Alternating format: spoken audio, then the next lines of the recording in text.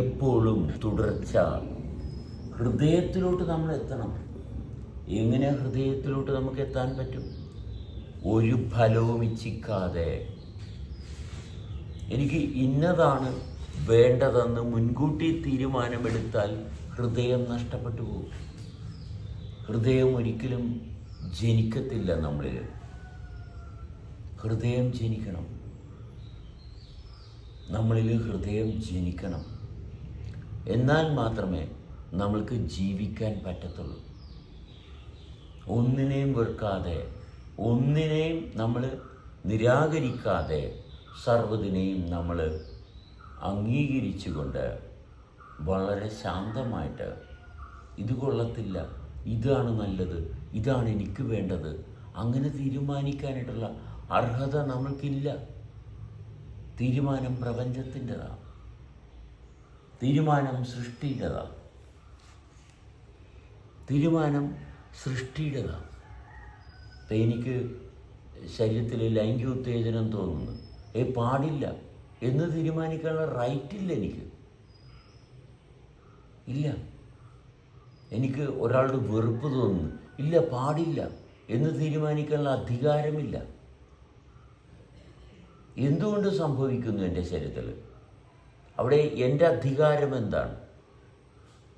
എനിക്ക് ഒരാളോട് പ്രണയം, പ്രിയം ഞാൻ തീരുമാനിച്ചത് നിലനിർത്തി കൊണ്ടുപോകാനുള്ള അധികാരമില്ല. ഇതിൻ്റെ എല്ലാത്തിൻ്റെയും അധികാരം ഹൃദയത്തിനാണ്.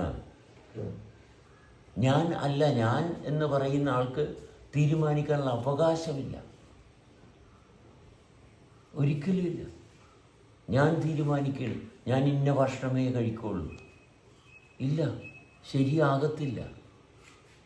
ഹൃദയം തീരുമാനിക്കണം. ഹൃദയമാണ് തീരുമാനങ്ങൾ എടുക്കുന്നത്. എന്നുവെച്ചാൽ പ്രവർത്തനത്തിൻ്റെ തുടർച്ചയാണ് തീരുമാനമെടുക്കുന്നത്. പ്രവർത്തനത്തിൻ്റെ തുടർച്ചയാണ് നമുക്ക് തെളിച്ചം തരുന്നത്. എൻ്റെ അടുത്ത് ഇന്ന ആൾ വരാൻ പാടുള്ളൂ, ഇന്ന ആൾ വരാൻ പാടില്ല തീരുമാനിക്കാനുള്ള റൈറ്റ് എനിക്കില്ല.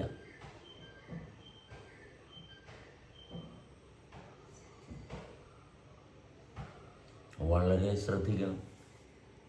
ഇന്ന ആളെ വരാൻ പാടുള്ളൂ, ഇന്നതാണ് എനിക്ക് വേണ്ടത് എന്ന് ഞാൻ മുൻകൂട്ടി തീരുമാനിച്ചാൽ അത് കാലത്തിൻ്റെ ഭാഗത്താണ്. അത് കാലകരണപ്പെട്ടു പോവുകയും ചെയ്യും. എൻ്റെ തീരുമാനങ്ങൾ മാറ്റിവെച്ചിട്ട് സാവകാശം പ്രപഞ്ചത്തിൻ്റെ സൃഷ്ടിയുടെ തീരുമാനപ്രകാരം, അപ്പോഴനുഭവത്തെ തന്നെ സസൂക്ഷ്മം പരിശോധിക്കാതെ വളരെ സൂക്ഷ്മമായിട്ട് അനുഭവത്തെ പരിശോധിക്കണം. വിശപ്പാണ്. ആരാണ് തീരുമാനിച്ചത്? ഞാനാണോ? അല്ല. എൻ്റെ വിശപ്പാണോ? അല്ല. നമ്മളെപ്പോഴും പറയണം എൻ്റെ വിശപ്പ്. എൻ്റെ വിശപ്പല്ല, അത് വിശപ്പിൻ്റെ വിശപ്പാണ്. എൻ്റെ വിശപ്പല്ല, വിശപ്പിൻ്റെ വിശപ്പാണ്. എന്തിനാണ് വിശക്കുന്നത്? അതിൻ്റെ വിശപ്പാണ്, അത് എൻ്റേതല്ല.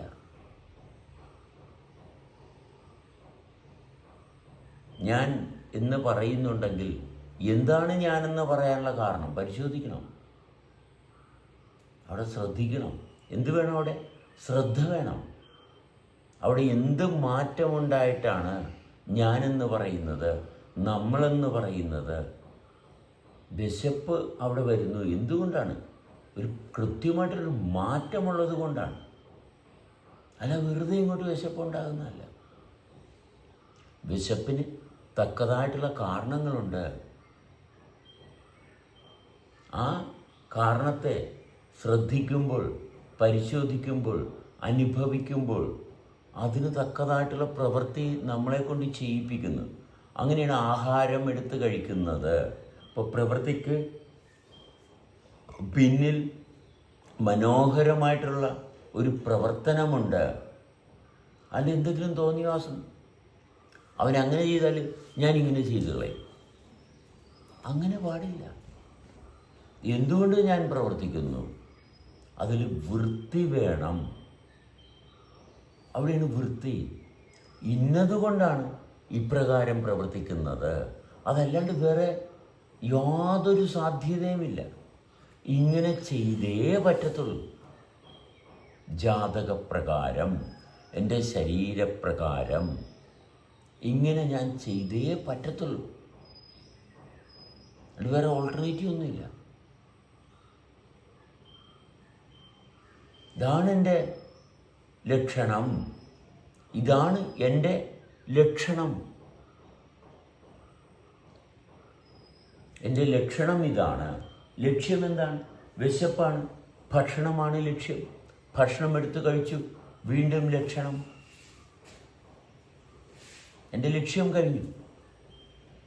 ആഹാരം കഴിച്ചപ്പോൾ എൻ്റെ ലക്ഷ്യം കഴിഞ്ഞു, വീണ്ടും ഞാൻ ലക്ഷണത്തിൽ.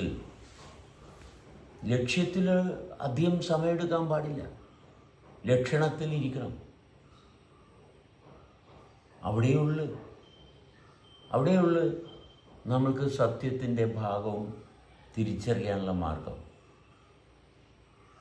ലക്ഷ്യത്തിന് വേണ്ടിയിട്ട്, ലക്ഷ്യം നിവർത്തിക്കാൻ വേണ്ടിയിട്ട് കഷ്ടപ്പെടുന്നുണ്ടെങ്കിൽ ലക്ഷണവുമായിട്ട് ബന്ധമില്ല. കാരണം ലക്ഷണമാണ് ലക്ഷ്യത്തെ തീരുമാനിക്കുന്നത്, അല്ല ലക്ഷ്യമല്ല തീരുമാനമെടുക്കുന്നത്. ലക്ഷണത്തിൽ നിന്നാണ് ലക്ഷ്യം വരുന്നത്. കൃത്യമാണ്.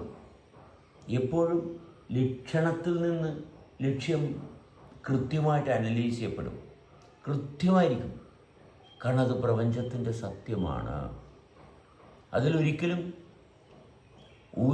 പോലും സംശയം ഉണ്ടാകത്തില്ല, ആശങ്കയുണ്ടാകത്തില്ല, ദുർബലമായിട്ടുള്ള ഭാഗവും ഉണ്ടാകത്തില്ല.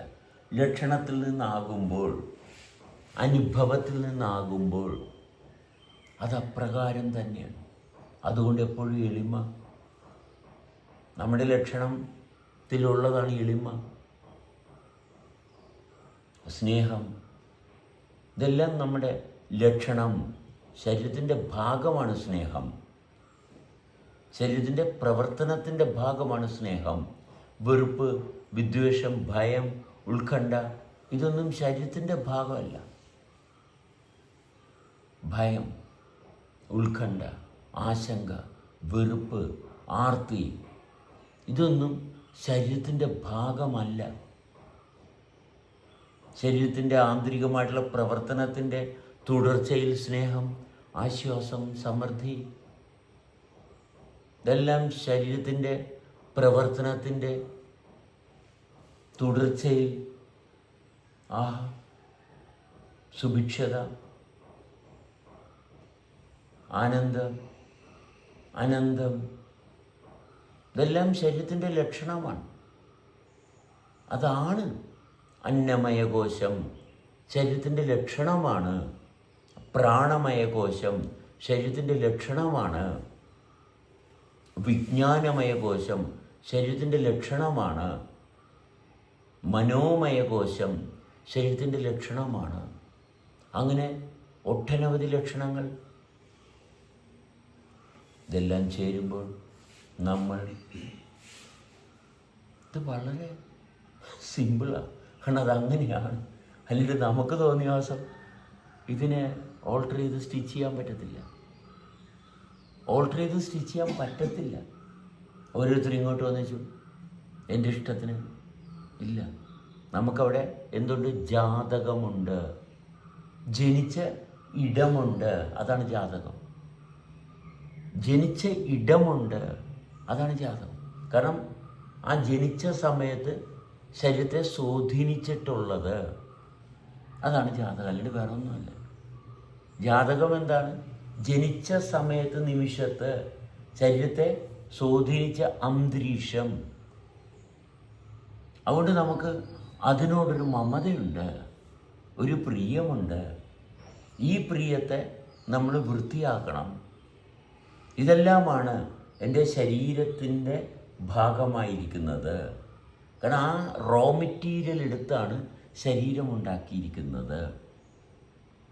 അതാണ് ജാതകപ്രകാരം ഒരു വ്യക്തിക്ക്, ആ വ്യക്തിയുടെ ശരീരത്തിന് ഇന്നതിനോടൊരു ഇൻക്ലിനേഷൻ ഉണ്ടാവും. അതൊരു ഇൻക്ലിനേഷൻ മാത്രമാണ്. ശ്രദ്ധിക്കണേ. കാരണം ശരീരത്തിൻ്റെ രൂപീകരണത്തിൻ്റെ ഭാഗത്ത് ചില ഘടകങ്ങൾ ഇന്ന രീതിയിൽ കൂടിയിട്ടുണ്ടാവും. അതങ്ങനെയാണ്. ആ സമയത്തിൻ്റെ ഭാഗം ഗ്രഹനിലപ്രകാരം. ഇത് വളരെ ശ്രദ്ധിക്കണം. വളരെ വളരെ മനോഹരമായിട്ടുള്ള ഒരു രൂപീകരണമാണ് നമ്മുടെ ശരീരത്തിൽ സംഭവിക്കുന്നത്. ഗ്രഹനിലപ്രകാരം ഒരു ശരീരം രൂപം കൊണ്ടു. ഞാൻ ശരീരത്തെ വൃത്തിയാക്കി എടുക്കണം. വൃത്തി എന്ന് പറയുന്നത് ഗ്രഹങ്ങളെ ഭേദിച്ചു, ശരീരത്തെ ഭേദിച്ചു. കാരണം ശരീരമാകാനുള്ള കാരണം അതാണ്. ഗ്രഹനില പ്രകാരമുള്ള വ്യവസ്ഥയെ അനുസരിച്ചു. അവിടെയാണ് അനുസരണ വേണം. അനുസരിച്ചേ പറ്റത്തുള്ളൂ. അനുസരിക്കാതെ അനുസരണ. എന്താണ് അനുസരണ എന്ന് പറയുന്നത്? എന്താണോ നമ്മളെ ചലിപ്പിക്കുന്നത് അതാണ് അനുസരണയ്ക്ക് വിധേയമാകുക. അപ്പം നമ്മൾക്ക് എന്ത് വേണം? വൃത്തി വേണം, ശ്രദ്ധ വേണം, എളിമ വേണം.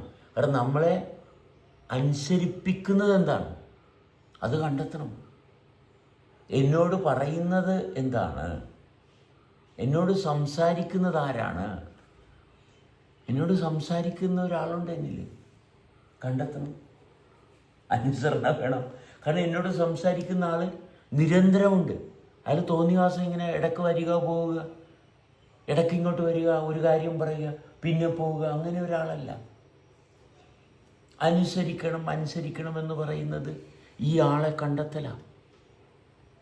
ഇയാളാണ് നമ്മളെ നിരന്തരം ഗൈഡ് ചെയ്യുന്നത്, നിരന്തരം നമ്മുടെ കൂടെയുണ്ട്. അതുകൊണ്ടാണ് അനുസരണ എളിമപ്പെട്ടാൽ മാത്രമേ ഇയാളെ കണ്ടെത്താൻ പറ്റത്തുള്ളൂ. അവരോടും ഇവരോടും തർക്കിക്കുകയും അടിവെക്കുകയും വഴക്കുവെക്കുകയും ബഹളമൊക്കെയും ചെയ്താൽ ഇയാളെ കാണാൻ പറ്റത്തില്ല. ഇയാളെ കണ്ടെത്തണം, ഇയാളെ കണ്ടുപിടിക്കണം. എന്തോ ഇല്ല, ഈ അനുസരണയിലോട്ട് എത്തണമെന്നുണ്ടെങ്കിൽ നമ്മൾക്ക് വിനയം വേണം. ആഗ്രഹങ്ങളല്ല, ദുരാഗ്രഹങ്ങൾ എടുത്തു മാറ്റണം.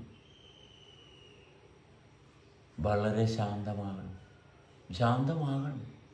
ഇപ്പം എവിടെയൊക്കെയാണ് നമ്മളിത് മനപ്രയാസം, ദുഃഖത്തിന് കാരണമാകുന്നു?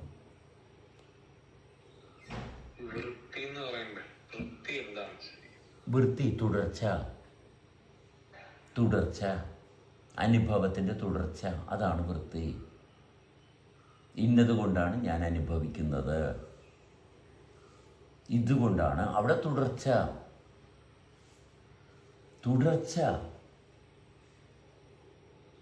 ആ അനുഭവത്തിൽ തുടരുമ്പോൾ വൃത്തിയായി, ലക്ഷണമായി. വൃത്തി കയ്യിൽ കിട്ടിയാലേ ലക്ഷണം കിട്ടത്തുള്ളൂ, അല്ലെങ്കിൽ ലക്ഷണം കിട്ടത്തില്ല. സ്വഭാവം, അലംഭാവം. വൃത്തിയുള്ളവന് സ്വഭാവം. ഇത് നമ്മൾ തന്നെ നമ്മളെ തൊട്ട് നമ്മളെ സ്പർശിക്കണേന്ന്. അതുകൊണ്ടാണ് അമ്മ, സ്ത്രീ സാന്നിധ്യം നമ്മളെ സ്പർശിക്കാൻ. സ്ത്രീ സാന്നിധ്യം നമ്മളെ സ്പർശിക്കുന്നു. എന്തുകൊണ്ട്? സ്ത്രീക്ക് വളരെയേറെ സ്ഥാനം വന്നു. സ്ത്രീക്ക് എങ്ങനെ മുൻഗണന വന്നു? സ്ത്രീ പ്രധാനപ്പെട്ടതാകുന്നത് എന്തുകൊണ്ട്? കാരണം സ്ത്രീക്ക് മാത്രമേ നമ്മളെ സ്പർശിക്കാൻ പറ്റത്തുള്ളൂ. വേറെ ഒന്നിനെ കൊണ്ടും പറ്റത്തില്ല. നമ്മളെ സ്പർശിക്കാൻ, നമ്മളെ അടിമുടി സ്പർശിക്കാൻ സ്ത്രീയെ കൊണ്ട് മാത്രമേ പറ്റത്തുള്ളൂ. വേറെ ആരെ കൊണ്ട് പറ്റും? കാൽപാദം തൊട്ട് ശിരസ് വരെ പരിപൂർണമായിട്ട് നമ്മളെ സ്പർശിക്കാൻ പറ്റുന്ന സ്ത്രീക്കാണ്, അമ്മയ്ക്കാണ്, ആകർഷണത്തിനാണ്, ശക്തിക്കാണ്, ശുദ്ധിക്കാണ്. ഇതെല്ലാം സ്ത്രീയുടെ ലക്ഷണങ്ങളാണ്. ഇതെല്ലാം സ്ത്രീ ലക്ഷണമാണ്. വൃത്തി സ്ത്രീ ലക്ഷണമാണ്, ശുദ്ധി സ്ത്രീ ലക്ഷണമാണ്, ശക്തി സ്ത്രീ ലക്ഷണമാണ്. ഇതെല്ലാം ഭൂമിയെ റെപ്രസെൻറ്റേറ്റ് ചെയ്യുന്നതാണ്. ഭൂമിയെ ഒഴിവാക്കിയിട്ട് നമ്മളെങ്ങനെ ജീവിക്കുക? ഭൂമിയെ ചവിട്ടി നടന്നിട്ട്, സ്ത്രീയെ ചവിട്ടി നടന്നിട്ട്, അതെ, സ്ത്രീയെ ചവിട്ടിയല്ലേ നടക്കുന്നത്. അങ്ങനെ നടക്കാൻ പറ്റത്തുള്ളൂ. അമ്മയെ ചവിട്ടിയല്ലേ നിന്നത്. അമ്മയുടെ ഗർഭപാത്രത്തിനകത്തല്ലായിരുന്ന, അതിനകത്തല്ലേ ചവിട്ടും കുത്തും എല്ലാം നടത്തിയത്. അമ്മയുടെ ശരീരത്തിനകത്താണ് നടന്നത്. എന്തെങ്കിലും തർക്കമുണ്ടാ?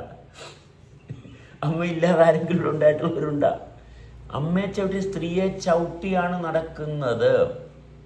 സ്ത്രീയെ ചവിട്ടാതെ നടക്കാൻ പറ്റത്തില്ല. അതാണ് കാൽപാദം തൊട്ട് നമസ്കരിക്കണം. ഏതെങ്കിലും അമ്മ വഴക്ക് പറയുമോ കുഞ്ഞ് അമ്മയെ ചവിട്ടിയിട്ട്?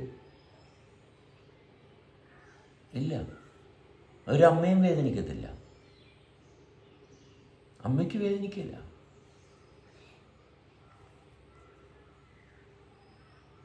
കണ്ടുകൊണ്ട് നിൽക്കുന്നവനെ വേദനിക്കത്തുള്ളൂ. കൊണ്ടുകൊണ്ടിരിക്കുന്നവന് ഒരിക്കലും വേദനിക്കില്ല. ഉൾക്കൊള്ളാൻ പ്രാപ്തിയുള്ളവന് ഒരിക്കലും വേദനിക്കത്തില്ല.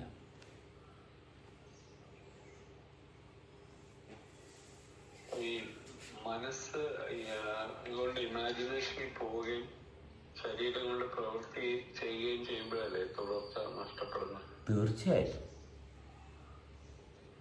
മനസ്സെന്ന് പറയുന്നത് ശരീരത്തിൻ്റെ വൃത്തി അല്ലെങ്കിൽ ശരീരത്തെ കമാൻഡ് ചെയ്യുന്ന ശക്തി എന്താണെന്ന് വിലയിരുത്താൻ പറ്റാത്തപ്പോഴാണ് മനസ്സിൻ്റെ നിയന്ത്രണത്തിലോട്ട് പോകുന്നത്. തുടർച്ച മാത്രം മതി, വേറെ ഒന്നും വേണ്ട. തുടർച്ചയ്ക്ക് അനുഭവത്തിൽ തുടർച്ച,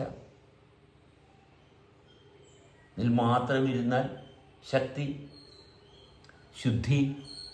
പിന്നെ ഇങ്ങനെ ശക്തി ഉണ്ടാകാനുള്ള കാരണം എന്താണ്? ശക്തിയുടെ പ്രശ്നം എന്താണ്? ശക്തിയാണെങ്കിൽ ശക്തി പ്രവർത്തിക്കണം. ശക്തിക്ക് പ്രവർത്തിക്കാതിരിക്കാൻ പറ്റത്തില്ല. ശക്തി പ്രവർത്തിച്ചേ പറ്റത്തുള്ളൂ. അതുകൊണ്ട് ശക്തി എന്തെങ്കിലും ഒന്നിനോട് എപ്പോഴും സ്വാധീനിച്ചുകൊണ്ടിരിക്കും. ശക്തിക്ക് പ്രവർത്തിക്കാതിരിക്കാൻ പറ്റത്തില്ല. ശക്തി രൂപം കൊണ്ടിട്ടുണ്ടെങ്കിൽ ശക്തി പ്രവർത്തിച്ചിരിക്കും. അപ്പോൾ ശക്തിയുടെ ആ പ്രവർത്തനത്തിൻ്റെ ഭാഗത്ത് സാന്ത്വനപ്പെടാൻ വേണ്ടിയിട്ട് അവിടെയാണ് പുരുഷൻ, ഇവിടെയാണ് ആകാശം. എന്താണ് ആകാശം? ഈ ശക്തിക്ക് കാരണം. ശക്തി എവിടെ നിന്ന് വന്ന്? ഈ ആകാശത്തിൽ നിന്ന്, ഈ പ്രപഞ്ചത്തിൽ നിന്നാണ് ഈ ശക്തി വന്നത്. നോക്കണേ, ഈ ശക്തി ഈ ആകാശത്തിലോട്ടാണ് ലയിക്കുന്നത്. പുരുഷനിലോട്ടാണ് ശക്തി ലയിക്കുന്നത്. അവിടെയാണ് ശക്തിക്ക് സമാധാനം. കാരണം പിന്നെ അനന്തതയുമായിട്ടുള്ള കണക്റ്റ്. അവിടെ പിന്നെ ശക്തി മറ്റൊന്നിലോട്ടും പ്രാപിക്കേണ്ട. കാരണം സർവ്വതിലോട്ടും അത് ലയിച്ചു. ശക്തി അവിടെ ഉണ്ട്. പക്ഷേ സർവ്വതുമായിട്ടുള്ള ബന്ധമുള്ളപ്പോൾ ശക്തിക്ക് അവിടെ പിന്നെ വേറെ ഒന്നുമില്ല. അത്രയേ ഉള്ളൂ. നമ്മളിൽ പ്രാപ്തിയുണ്ട്, ആരോഗ്യമുണ്ട്. പക്ഷെ എന്തെങ്കിലും ചെയ്യണം. വെറുതെ ഇരിക്കാൻ പറ്റത്തില്ല. എന്തെങ്കിലും ചെയ്തേ പറ്റത്തുള്ളൂ. വെറുതെ ഇരിക്കാൻ പറ്റത്തില്ല, എന്തെങ്കിലും ചെയ്യണം. കാരണം ആകാശമായിട്ടുള്ള ബന്ധമില്ല. ആകാശമായിട്ടുള്ള ബന്ധമില്ലാത്തതുകൊണ്ട് എന്തെങ്കിലും ഒന്ന് ചെയ്യും. ഇതേ കിടക്കണം. ചെയ്തത് എന്താണ്? അപകടം മനസ്സിലാക്കണേ. വേറൊരു ശക്തിയുമായിട്ടാണ് ഏറ്റുമുട്ടിയത്. പരിശുദ്ധിയല്ല. പരിശുദ്ധിയായിരിക്കണം. ശക്തിയാണെങ്കിൽ അത് പരിശുദ്ധിയിൽ പ്രവർത്തിക്കണം, അശുദ്ധിയിലാണ്. കാരണം ഒരാൾ മറ്റൊരാളുമായിട്ട് എന്തിനാണ് ഏറ്റുമുട്ടുന്നത്? എന്തിനാണ്? നമ്മൾ ഈ ശക്തി തന്നെയല്ലേ ആ ശക്തി. അതാണ് പരിശുദ്ധി. ഇതേ ശക്തി തന്നെയാണ് ആ ശക്തി. അതാണ് പരിശുദ്ധി. അല്ലാണ്ട് വേറൊരു ശക്തിയില്ല. വേറൊരു ശക്തി സാധ്യമല്ല. ഇതേ ശക്തി തന്നെയാണ്. എബ്രഹാമിൻ്റെ ശബ്ദം ഇതേ ശബ്ദം തന്നെയാണ്. എന്നിട്ട് ഏറ്റുമുട്ടാൻ എന്താ ഉള്ളത്? ഒരേ ശക്തിയാണ്. അതുകൊണ്ട് ആരുമായിട്ട് തല്ലുപിടിക്കാൻ എങ്ങനെ നോക്കിയാലും ഒരു വഴിയുമില്ല. ആരെയും എതിർക്കാൻ ഒരു വഴിയുമില്ല. കാരണം അവരെടുക്കുന്ന ഇതേ ശക്തി ഉപയോഗിച്ചിട്ട് തന്നെയാണ് നമ്മളെ തല്ലാൻ വരുന്നത്. അവർ തല്ലിക്കോട്ടെ, ഇതേ ശക്തിയാണ്. അല്ല വേറൊരു ശക്തി വെച്ച് നമ്മളെ തല്ലാൻ വരത്തില്ല. അപ്പം അതിന് കാരണം നമ്മൾ ആകാശമായിട്ടുള്ള ബന്ധത്തിൽ നിന്ന് കഴിഞ്ഞാൽ അതിൻ്റെ കാരണം കൃത്യമായിട്ട് കാണാം.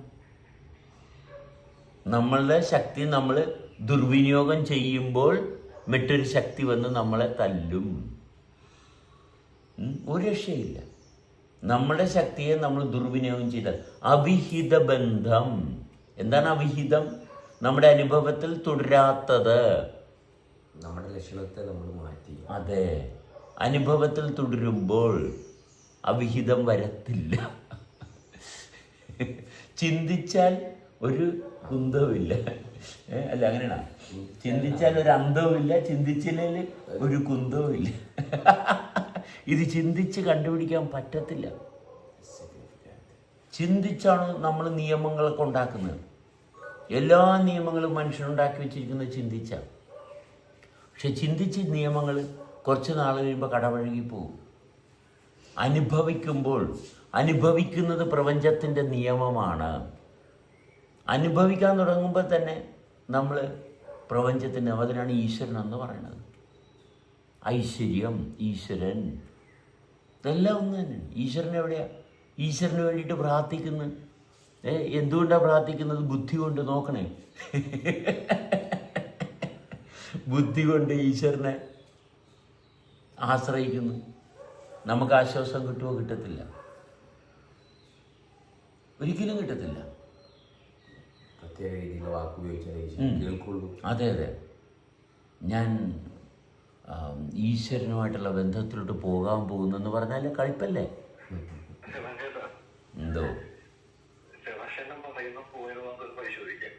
വേണ്ട മോനെ, അത് പരിശോധിക്കാനായിട്ട് യാതൊന്നുമില്ല എനിക്ക്.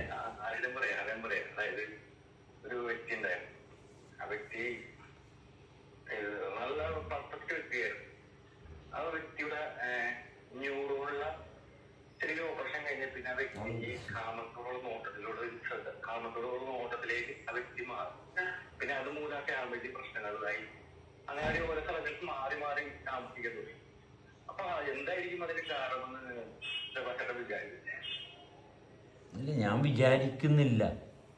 ഞാൻ വിചാരിച്ചാലല്ലേ, എനിക്ക് വിചാരിക്കാൻ അറിയാൻ പാടില്ല. എന്നിൽ വിചാരമില്ല. ഞാൻ അനുഭവത്തിലാണ്. അപ്പോൾ വിചാരിക്കാത്ത ഒരാളോട് വിചാരിക്കാൻ പറഞ്ഞാൽ എന്നിൽ അങ്ങനെ ഒരു അവയവം ഇല്ല. വിചാരം എന്ന് പറയുന്ന ഒരു അവയവം എന്നിലില്ല. എന്നിൽ അനുഭവമേ ഉള്ളൂ. അല്ല, എനിക്ക് അനുഭവത്തിൽ നിന്ന് ഞാൻ സംസാരിക്കുന്നതിൽ ആശങ്കയില്ല, ഭിന്നതയില്ല, തുടർച്ച മാത്രമേ ഉള്ളൂ. സംശയമില്ല, മറ്റൊന്നിനെ പരീക്ഷിക്കേണ്ട കാര്യമില്ല. അനുഭവത്തിൽ തുടർച്ച മാത്രമേ ഉള്ളൂ. അഫ്സൽ എന്ത് ചെയ്യുന്നെന്ന് ഞാൻ അന്വേഷിക്കേണ്ട കാര്യമില്ല. ഞാൻ എൻ്റെ അനുഭവത്തിൽ തുടരുന്നു. അഫ്സൽ എന്ത് വേണമെങ്കിലും ചെയ്തോട്ടെ, അഫ്സലിൻ്റെ താല്പര്യം.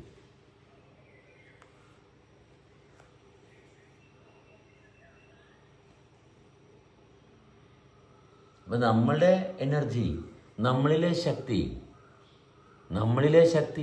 മറ്റൊരു ശക്തി, അങ്ങനെ ഒരു ശക്തി ഉണ്ടാകും.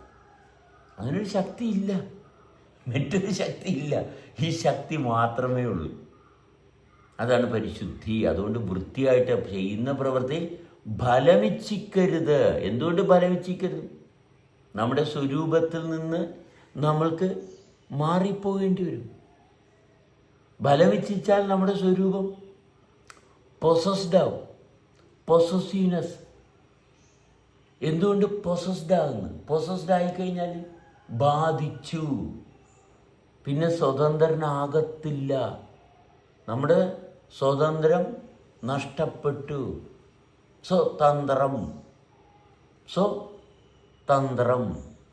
സ്വാതന്ത്ര്യം എന്താണ്? സ്വതന്ത്രം. പ്രതികൂല സാഹചര്യത്തിൽ നിന്ന് അതിജീവിച്ചു പോകാനുള്ളതാണ് സ്വതന്ത്രം. അതാണ് സ്വാതന്ത്ര്യം. വ്യക്തിയുടെ ഉത്തരവാദിത്തം അത് നിലനിർത്തുന്നതാണ് സ്വതന്ത്രം. തന്ത്രജ്ഞനായിരിക്കണം. നിരന്തരം തന്ത്രത്തിൽ പ്രതികൂല സാഹചര്യത്തിൽ നിന്ന് വൃത്തിയായിട്ട് പോകുമ്പോൾ അവിടെ ഈ തന്ത്രം വന്നോളൂ. തന്ത്രത്തെ വരുത്താൻ പറ്റത്തില്ല. തന്ത്രത്തെ നമ്മളിങ്ങോട്ട് വിളിച്ചു കൊണ്ടുവന്നാൽ ഉണ്ടാക്കിയെടുക്കാനൊന്നും പറ്റത്തൊന്നുമില്ല. തന്ത്രത്തിന് വേണ്ടിയിട്ട് എന്തെങ്കിലും ചെയ്താൽ, വരം കിട്ടിയാൽ പണി കിട്ടും. ഇന്ന വരം എനിക്ക് കിട്ടണമെന്നും പറഞ്ഞ് നമ്മൾ തപസ് ചെയ്താൽ നമുക്ക് ജീവിതം മുന്നോട്ട് പോകാൻ പറ്റത്തില്ല.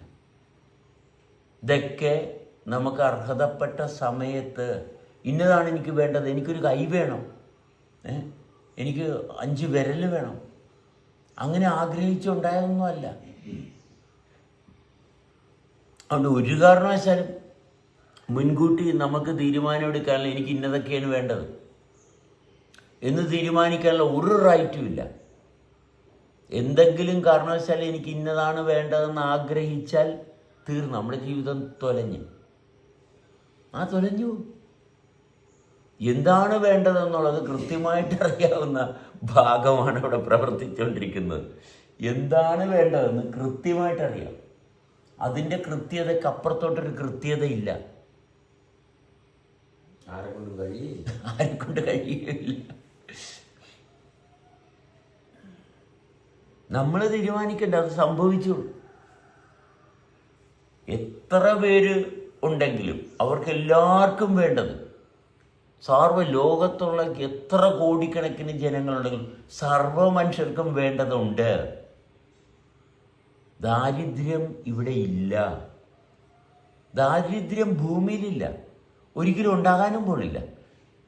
ഭൂമിയിൽ ദാരിദ്ര്യമില്ല, ഭൂമിയിൽ സമൃദ്ധി മാത്രമേ ഉള്ളൂ. കാരണം ഭൂമിയിലുള്ളതല്ലേ ഉള്ളു, അല്ലാണ്ട് വേറെ എന്തെങ്കിലും ഉണ്ടാക്കാൻ പറ്റും? എങ്ങനെ ദാരിദ്ര്യം ഉണ്ടാണ്?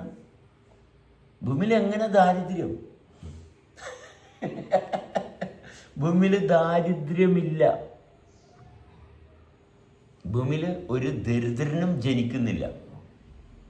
കാരണം സമ്പന്നൻ മാത്രമേ ജനിക്കുന്നുള്ളൂ. എന്തോ ഇല്ല, ദാരിദ്ര്യം ജനിക്കുന്നില്ല. സമ്പന്നൻ ഉള്ളതല്ലേ ജനിക്കുന്നത്, ഇല്ലാത്തൊന്ന് ജനിക്കുക. ആ ജനിച്ചതിനെ ആകർഷിക്കാനുള്ള ശക്തിയുണ്ട്, അതുകൊണ്ട് ആകർഷിക്കുന്നു. അത് ആവഹിച്ച് അതിൻ്റെ ആഹാരം ഇതെല്ലാം വളരെ മനോഹരമായിട്ട് ചിട്ടപ്പെടുത്തിയിരിക്കുന്നതാണ്. ഇതിനി ഞാൻ അതിനകത്ത് റീഡിസൈൻ ചെയ്യാനായിട്ട് എങ്ങനെ റീഡിസൈൻ ചെയ്യുന്നു? മനുഷ്യൻ ഇങ്ങോട്ട് കുറച്ച് പേര് ഇങ്ങോട്ട് വെച്ചു, മനുഷ്യൻ ഇന്നതാണ്, മനുഷ്യൻ ഹോമോസാപ്പിയനാണ്, മനുഷ്യൻ മറ്റേതാണ്, ഹോമോ ഇറക്ടസ് ആണ്. അതിനകത്തുനിന്ന് മാറി മനുഷ്യൻ ഇന്നതായി. എവിടെയൊക്കെ പോയിട്ടാണ് ഇതൊക്കെ കണ്ടെത്തുന്നത്? ഇപ്പം ഇരിക്കുന്ന അനുഭവത്തിൽ ഹോമോ സാപ്പിയനാണോ ഹോമോ ഇറക്ടസ് ആണോ? എന്ത് കാര്യത്തിനാണ്? മനുഷ്യൻ അനുഭവമാണ്. മനുഷ്യന് അനുഭവമാണ്. ഭയങ്കര സിമ്പിളാണ്, ഭയങ്കര സിമ്പിളാണ്.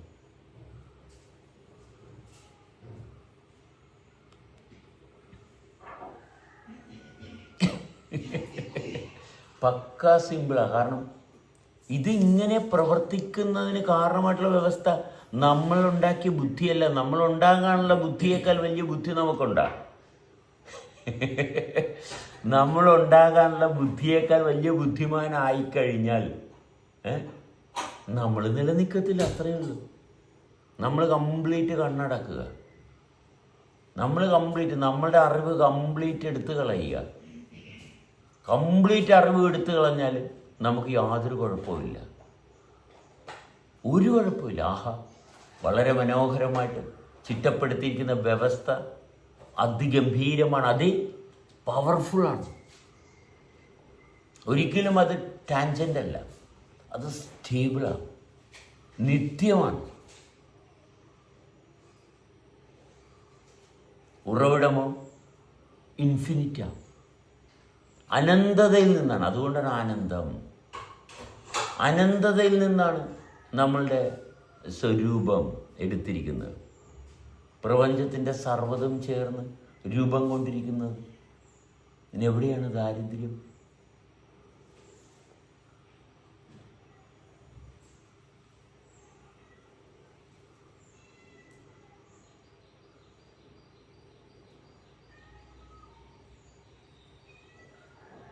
നമുക്ക് മറ്റൊന്നിനെ പറ്റി പറയാൻ ഇവിടെ ഓരോരുത്തരും വന്നിട്ട് പലപ്പോഴും ചോദിക്കും, ഇതിനെപ്പറ്റി സബാസിൻ്റെ അഭിപ്രായം എന്താ? എന്തിനെ പറ്റി അഭിപ്രായം പറയാൻ നമുക്ക് യാതൊരു കഴിവുമില്ല. ഒരു ചെറിയൊരു പുല്ലിനെ പറ്റി അഭിപ്രായം പറയാൻ നമുക്ക് എന്ത് കഴിവാണുള്ളത്? നമുക്ക് കഴിവില്ല. നിഹാസിനെ പറ്റി ഒരു അഭിപ്രായം പറയാൻ എനിക്ക് അർഹതയില്ല. തെറ്റാണ് ചെയ്യുന്നത്. മറ്റൊരാളെ പറ്റി അഭിപ്രായം പറയുന്നത് തെറ്റാണ്, പറയാൻ പാടില്ല. പാടെ മറന്ന് ഒന്നും ചെയ്തു കൂടാ. നമ്മളങ്ങനെ ചെയ്യരുത്. നമ്മൾ സഹകരിക്കുകയും അല്ലേ? സഹകരിക്കുന്ന എന്തിനാണ്? സൂക്ഷ്മമായിട്ടുള്ള തലങ്ങളെ കൂടുതൽ ഉണർത്തിക്കൊണ്ടുവരാനാണ് അല്ലേ? ആഹാരവുമായിട്ട് സഹകരിക്കുന്നു, വെള്ളവുമായിട്ട് സഹകരിക്കുന്നു. അപ്പം നമ്മളിൽ ഉണർവുണ്ടാകും, നമ്മൾ തെളിഞ്ഞു വരുന്നു, ജീവിതം തുടരുന്നു.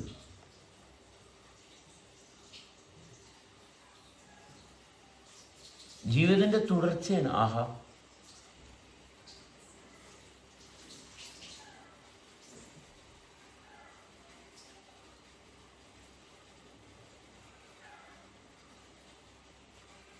ഇത് തനിയെ സംഭവിച്ചുകൊണ്ടിരിക്കുക. അതുകൊണ്ട് ആരോടും നമുക്ക് കലിപ്പൊന്നും വേണ്ട. അച്ഛനോട് വേണ്ട, അമ്മയോട് വേണ്ട, മക്കളോട് വേണ്ട, ആരോടും വേണ്ട.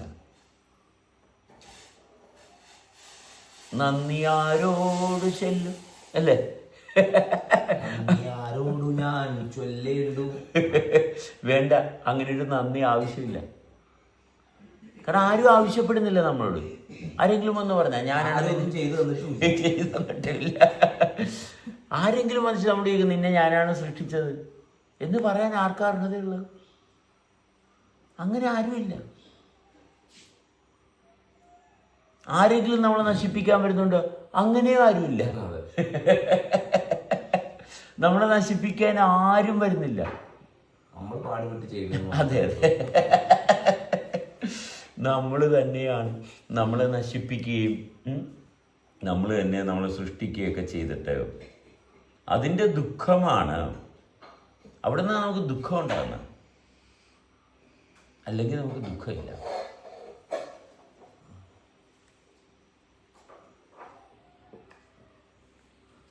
നമ്മളെ സൃഷ്ടിച്ച ആളുമില്ല. പച്ചക്കറി കൊണ്ടെന്ന് വെച്ചിട്ടുണ്ട് കുറേ ഉണ്ട്. എന്താണ് ചുവപ്പൊക്കെ? എന്താണ് നമ്മളെ സൃഷ്ടിച്ചതും ആരുമില്ല,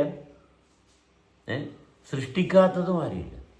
നമ്മളെ തകർക്കുക തന്നെ ആരും വരുന്നില്ല. നമ്മൾ തന്നെ ഇതെല്ലാം ചെയ്യണം. നമുക്ക് നമ്മളോട് താല്പര്യമില്ല. എന്തുകൊണ്ട്? അവിഹിത ബന്ധം, മറ്റൊന്നുമല്ല. അവിഹിത ബന്ധം നമ്മുടെ തെളിച്ചത്തിൽ അനുഭവത്തിൽ തുടരാത്തത് കൊണ്ട്. നമ്മുടെ അനുഭവത്തിൽ തുടർന്നാൽ നമ്മളുടെ നേരെ ഒരാൾക്ക് പോലും വിരൽ പോലും ചൂണ്ടാൻ പറ്റത്തില്ല. ഇല്ല, പറ്റത്തില്ല. നമ്മൾ അനുഭവത്തിൽ തുടർന്നാൽ നമ്മളുടെ ജാതകപ്രകാരമുള്ള കാര്യങ്ങൾ ചെയ്യേണ്ടത് ചെയ്താൽ നമ്മൾക്ക് തെളിച്ചം.